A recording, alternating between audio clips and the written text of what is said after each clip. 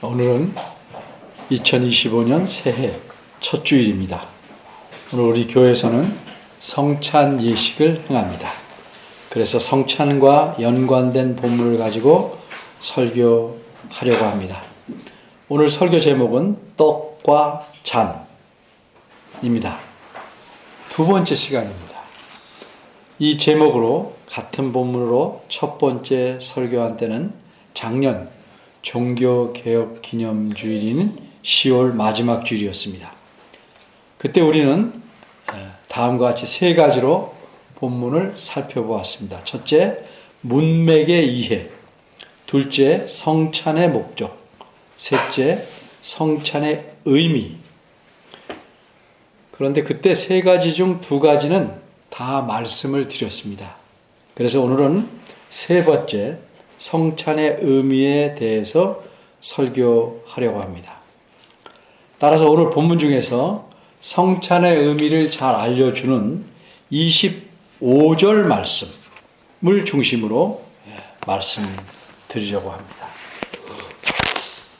셋째, 성찬의 의미 25절을 보면 사도 바울께서는 고린도 교회의 성도들에게 성찬 예식에 올바른 태도로 참여하라 라는 의도로 예수님의 말씀을 인용해서 이렇게 말합니다. 식후에 또한 이와 같이 잔을 가지시고 가라사대 이 잔은 내 피로 세운 새 언약이니 이것을 행하여 마실 때마다 나를 기념하라 하셨으니, 이 말씀을 보면 예수님께서는 제자들과 함께 마지막 유월절 식사를 하실 때 포도주를 채운 잔을 들고 이렇게 말씀하셨습니다. 이 잔은 내 피로 세우는 새 언약이다. 이 말씀 속에 새 언약이라는 표현이 나옵니다. 따라서 우리는 예수님께서 하신 말씀의 의미를 잘 깨닫기 위해서 새 언약에 관해서 두 가지를 생각해 보려고 합니다. 첫째는 새 언약의 특징, 둘째는 새 언약의 중보입니다. 첫째, 새 언약의 특징. 새 언약의 특징을 알려면 언약이라는 것에 대해서 알아보아야 합니다. 제가 자주 말씀드린 바대로 사람은 하나님과 관계를 맺는데 그냥 맺는 게 아니고 항상 언약을 통해서 하나님과 관계를 맺습니다. 따라서 언약이란 한마디로 하나님과 관계를 갖는 방법입니다.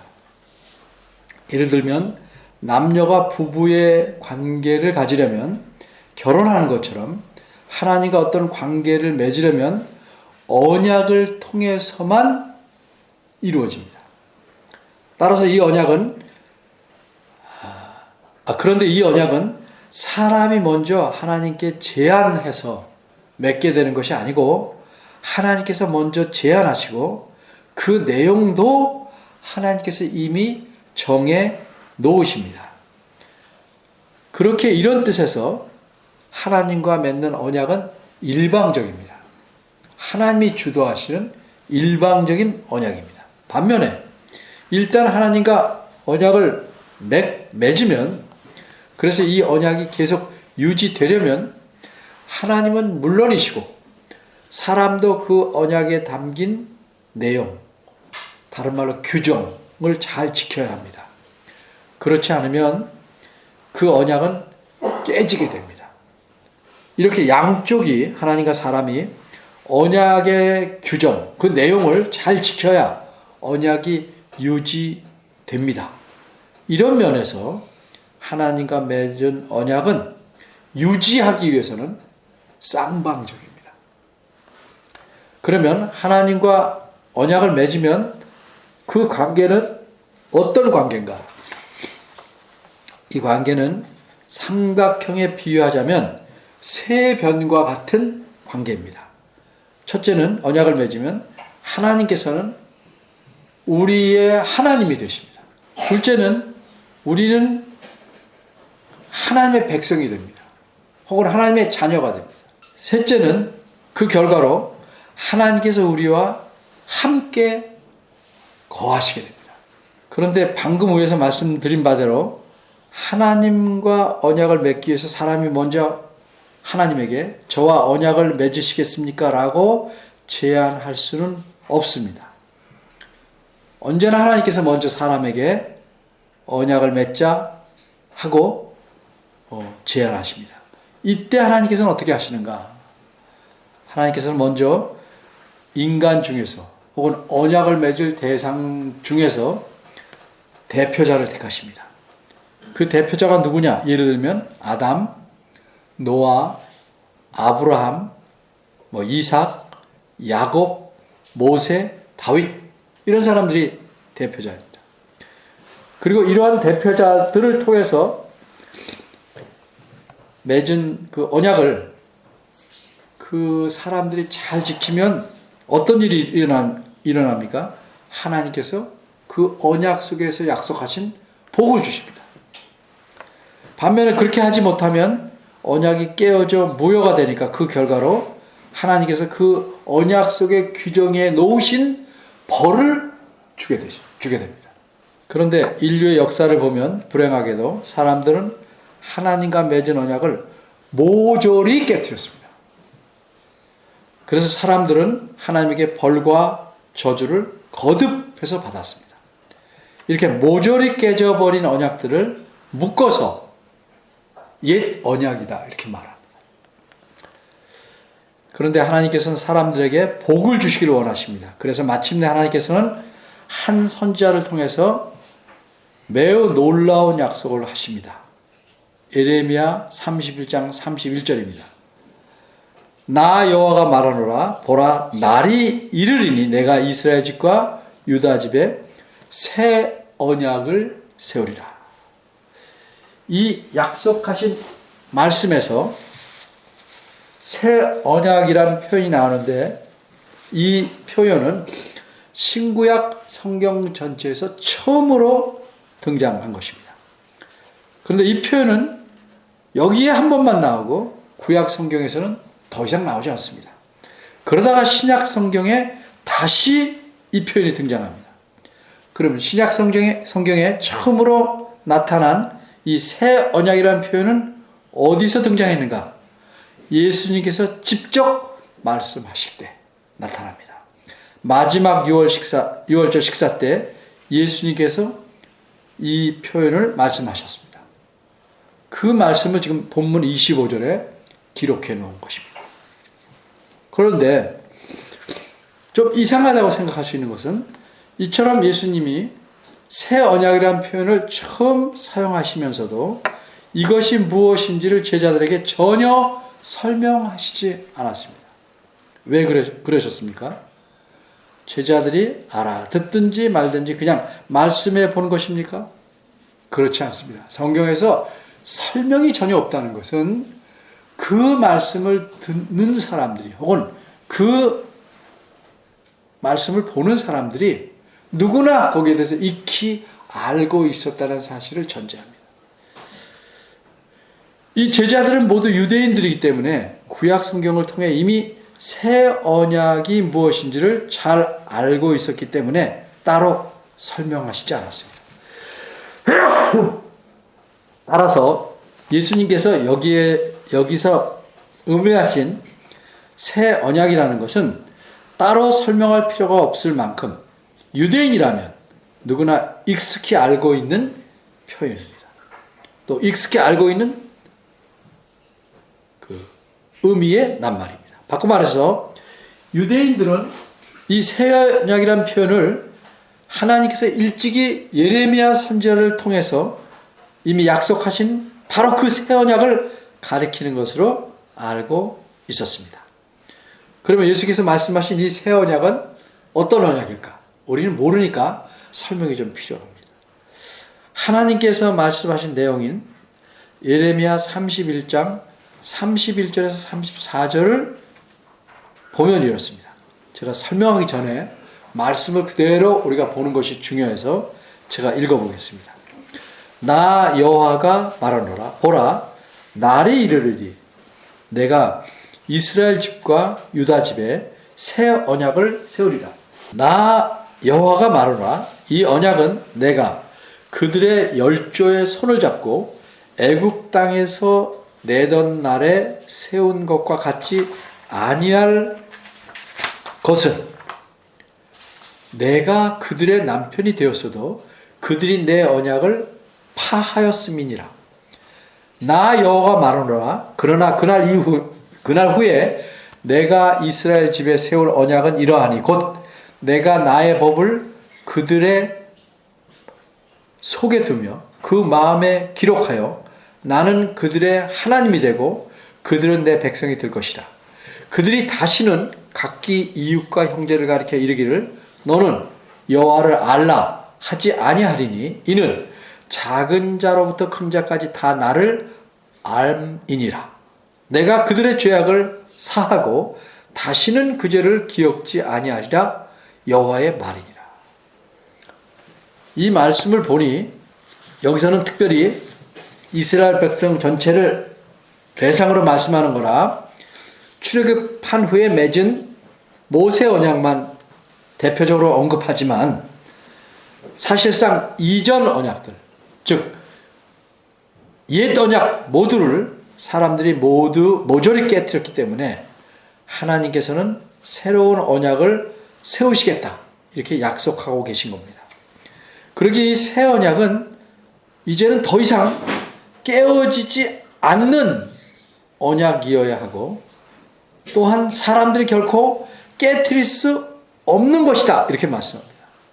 하지만 이 새로 맺게 되는 언약의 내용과 본질은 옛 언약과 같습니다.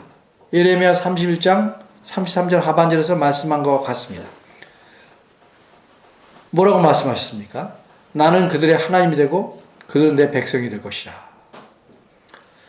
언약이란 모두 하나님께서 일방적으로 세우시는 것이기 때문에 변치 아니하시는 하나님의 성품과 뜻을 반영합니다. 그래서 언약은 공통적으로 근본적으로 그 본질 내용은 같습니다. 그러면 이 새로운 언약의 특징은 뭐냐? 이전 언약들, 다른 언약들과 다른 특별한 특징이 있는데 우리 금방 읽어본 대로 그것은 무엇이겠습니까? 무엇보다도 깨어지지 않는다는 사실입니다. 깨어지지 않는다는 점.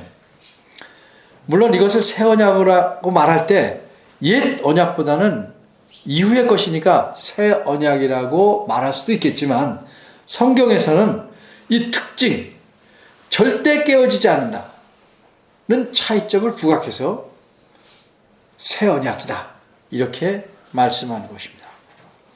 그리고 이 새 언약에는 또 다른 중요한 특징이 있습니다. 깨어지지 않는다는 것 외에 또 다른 중요한 특징은 무엇인가 말씀드리겠습니다. 하나님께서 언약을 세우실 때는 언제나 그 언약을 세우시는 사람들 중에서 대표자를 세운다고 말씀드렸습니다. 대표자는 어느 한쪽을 대표하는 사람입니다. 그래서 이것을 좀 더 정확하게 그리고 좀 고급스러운 낱말을 사용하자면 이게 성경에서 사용하는 말인데 중보자 또는 중보라는 표현입니다. 이 중보란 근데 이 중보란 양쪽을 모두 대표하는 사람을 의미합니다. 언약을 맺는 양쪽을 모두 대표하는 사람. 바꿔 말하면 중보는 사람의 대표도 되고 하나님의 대리자도 되시는 분입니다. 그런데 엄밀히 말해서 사람이 아닌 짐승이 사람의 대표자가 될 수는 없고 하나님이 아닌 분이 하나님의 대리자가 될 수는 없습니다. 그래서 구약시대에 세운 중보들은 불완전할 수밖에 없습니다. 사람으로서도 불완전했고 하나님을 대표한다는 측면에서도 불완전했습니다. 그래서 더 이상 깨어지지 않아야 하는 새 언약에서는 이 중보자의 문제가 해결되지 않으면 옛 언약과 같이 깨어집니다. 그래서 중보자는 완전해야 합니다. 이 중보자는 또 다른 말로 중보는 진정으로 사람을 대표해야 되고 동시에 하나님을 온전히 대표해야 됩니다. 그럼 어떻게 하면 되겠습니까? 그래서 성부 하나님께서는 성자 하나님을 이 세상에 보내셔서 참 사람으로 태어나시게 하시고 그리스도로서 할 일을 감당하게 하신 것입니다. 그래서 예수 그리스도는 새 언약의 완벽한 중보가 되신 겁니다. 이 사실을 예수님이 분명히 알고 계시기 때문에 오늘 본문에서 보시는 것처럼 자신이 뭐라고 말씀했어요? 새 언약을 세우겠다. 이렇게 말씀하신 겁니다. 이 새 언약의 중보이신 그리스도에 대해서 좀 더 살펴보겠습니다. 둘째, 새 언약의 중보. 옛 언약을 세울 때는 동물을 잡아 죽여서 그 피를 뿌렸습니다. 대표적인 예가 출애굽기 24장입니다. 출애굽기 24장 6절 8절 말씀 보면 모세가 피를 취하여 반은 여러 양푼에 담고 반은 단에 뿌리고 모세가 그 피를 취하여 백성에게 뿌려 가로되 이는 여호와께서 이 모든 말씀에 대하여 너희와 세우신 언약의 피라 라고 하였습니다. 또 언약을 세울 때 다른 방법이 하나 있는데 그것은 동물을 잡아서 반으로 갈라 배치하고 언약을 맺는 두 당사자가 그 사이로 지나갑니다. 대표적인 예가 예레미야 34장 18절입니다. 송아지를 둘러 쪼개고 그 두 사이로 지나서 내 앞에 언약을 세우고 이 말씀이십니다.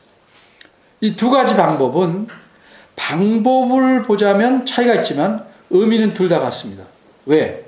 이 둘 다 짐승을 잡아서 피를 뿌리든 죽은 짐승 사이로 지나가든 둘 다 죽음을 담보로 하는 것이기 때문입니다. 쉽게 말하면 죽음을 담보한다는 것은 만일 우리가 이렇게 맺은 언약을 깨트리면 이 죽은 짐승들처럼 우리도 죽겠습니다. 라고 맹세하는 것입니다. 마찬가지로 예수님께서도 새 언약을 내 피로 세운다고 말씀하셨는데 이것은 무슨 뜻인가?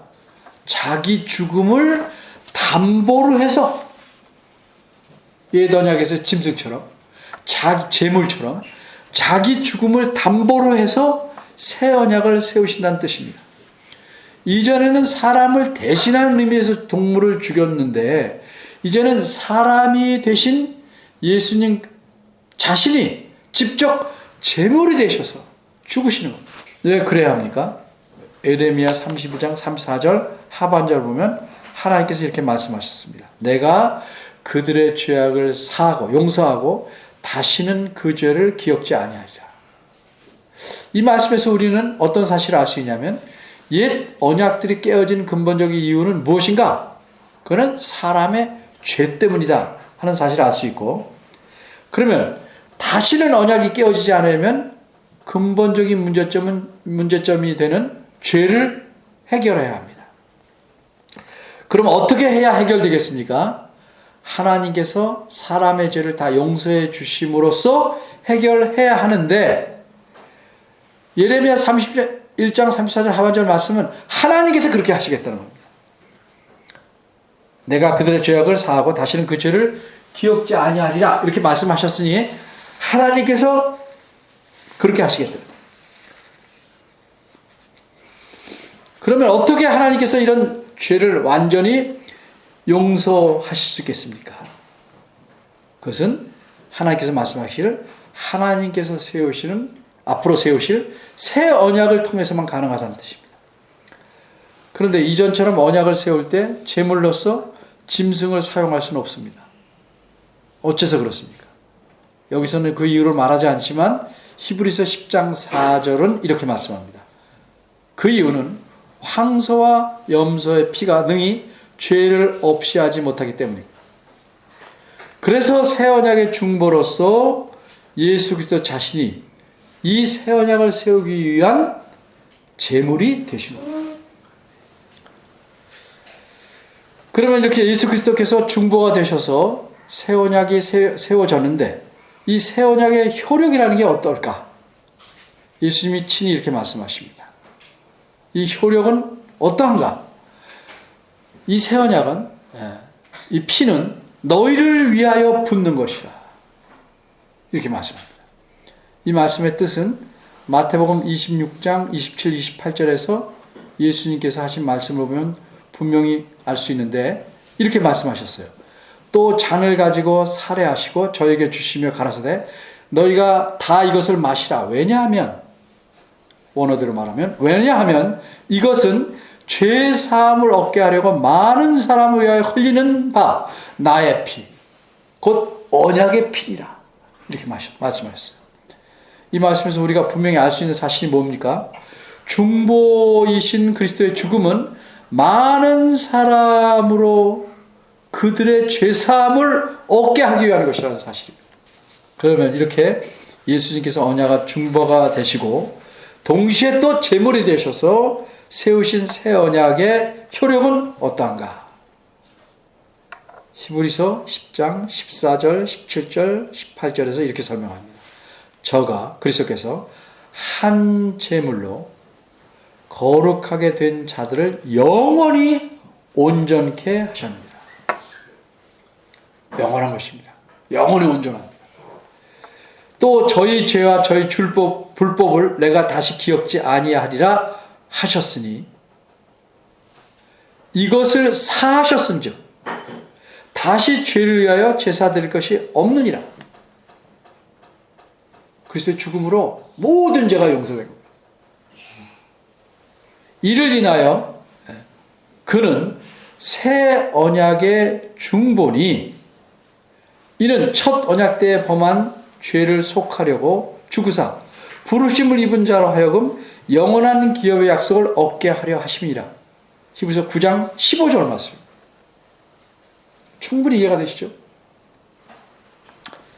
이처럼 예수 그리스도께서는 새 언약의 중보이시지만 또한 자신이 친히 희생 제물이 되셔서 우리를 위해 죽으시고 또 우리를 위해 살아나셨습니다. 이는 우리 모두 하나님 백성이고 자녀가 되어 자녀로서 하나가 되어 화목하게 또 그리스도를 닮아가며 살아가도록 하시기 위함입니다. 그럼 이런 사실을 알고 또 성찬에 참여하는, 그래서 이 큰 은혜를 받은 우리는 어떻게 살아야 할까? 늘 고민해야 됩니다. 히브리서에는 이렇게 말씀합니다. 그러므로 형제들아 우리가 예수의 피를 힘입어 성소에 들어갈 담력을 얻었나니 그 길은 우리를 위하여 휘장 가운데로 열어놓으신 새롭고 산 길이요 휘장은 곧 저의 육체니라.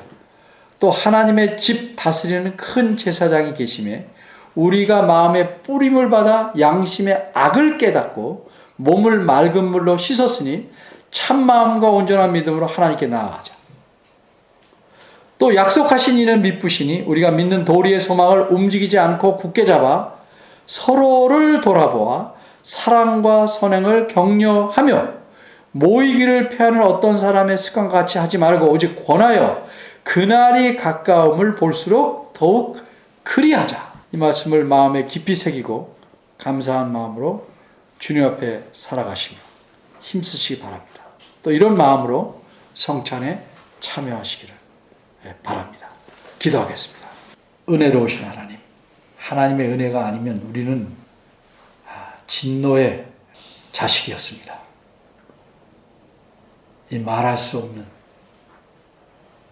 놀라운 은혜를 잊지 않게 하시고 우리가 세상에 살면서 흔들리거나 흐릿해지는 그런 믿음의 순간이 보이면 중보되신 그리스도의 죽으심과 살아나심의 의미를 다시 붙잡고 하나님 앞에 바르게 설 수 있도록 이끌어 주시길 바랍니다. 주의 말씀을 통해 하나님의 은혜를 깨닫고 하나님의 사랑을 알며 하나님 안에서 살아갈 수 있도록 이끌어 주심을 감사합니다. 참으로 감사하고 깊이 감옥하는 마음으로 저희가 주의 말씀을 생각해보고 또 주의 성찬에 참여하고자 합니다. 주께서 은혜를 주시고 저희 모두를 붙잡아 주시옵소서. 예수님의 이름으로 기도합니다. 아멘.